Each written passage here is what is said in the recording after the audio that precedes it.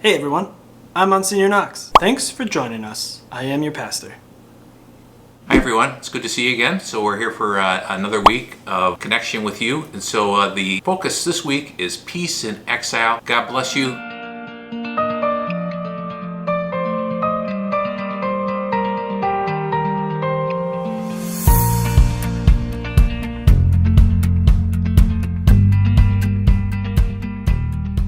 Hey guys, welcome back. Welcome to another episode of How to Live in Exile. And this week we are speaking about peace in exile. Because I don't know about you, but exile or pandemic or coronavirus or the situation is we're in causes a lot of anxiety. And we talked about this in the past. It's why I was trying to distract myself with all that food that one time. I don't care.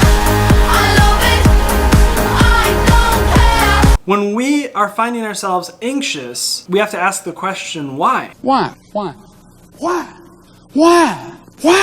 And the sense I get is that we feel out of control. I know for me, when I don't feel like I have a lot of control of a situation,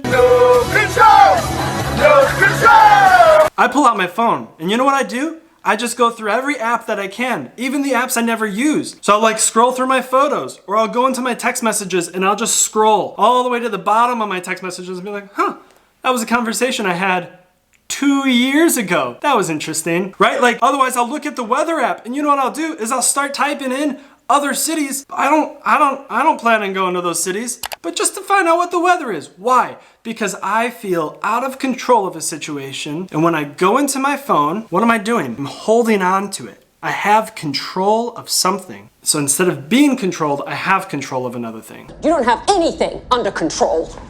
Maybe we find in ourselves that we're being more bossy to our brothers and sisters. Or maybe that we're finding that we're spending a lot of time on TikTok or Instagram or Twitter or Snapchat. Maybe we're finding ourselves not talking to our family more. And we're putting in our headphones and going to our room and just staying there, which we would call isolating ourselves. Completely and utterly alone. When we feel out of control, like everything's going crazy, we try to do something to make ourselves feel safe, feel secure, feel at peace, right? For me, I'm trying different hairstyles.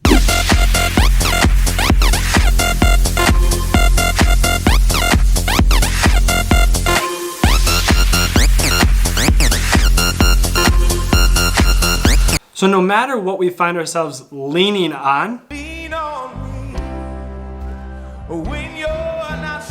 we often, in times of uncertainty or where we feel out of control, we try to grasp control somewhere. And we're not alone in that. When the Israelites were living in fear, they were running away from Egypt, and they come upon the Red Sea, and Moses sticks out his staff, and what happens is that the breath of God, the wind, came and split the Red Sea. That when we are living in fear and anxiety, the breath of God gives us peace. And what happens in the upper room is they're living in fear and anxiety, they're holding themselves in, they're isolating, and what happens is Jesus walks in and he breathes on them.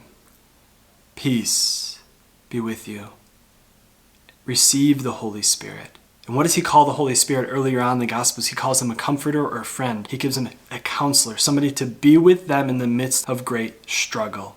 And so he breathes on them. And look, we pass on what's within us. So if I'm living in fear or anxiety, I enter into a conversation, guess what I pass on? Fear and anxiety. I'm afraid! If I'm living in discouragement or in sadness, what do I pass on? Discouragement and sadness.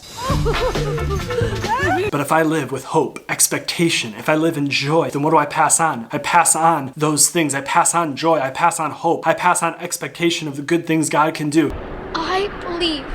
If I pass on what is within me, and I am the King of Peace, if I'm Jesus, then what happens is that when Jesus walks into the room and he breathes himself upon others, what do they receive? Peace. They receive the very thing that he is, the King of Peace. This is a promise you keep.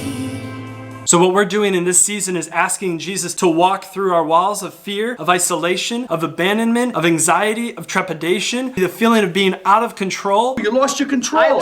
What we're inviting Jesus to do is walk through those walls, because often we're too scared to unlock the door for him. So we have to ask him to walk through the wall. I've got friends that will run through walls. So so that he comes into our situation and breathes his spirit of peace upon us. He is so good, he is so kind, and he's so filled with peace. He loves you so, so much. The only thing he desires is that you live in peace. He does not call us, he did not create us to live in fear or anxiety or trepidation. He calls us to live in peace. I invite you now to grab a friend, grab a family member, and talk about the King of Peace.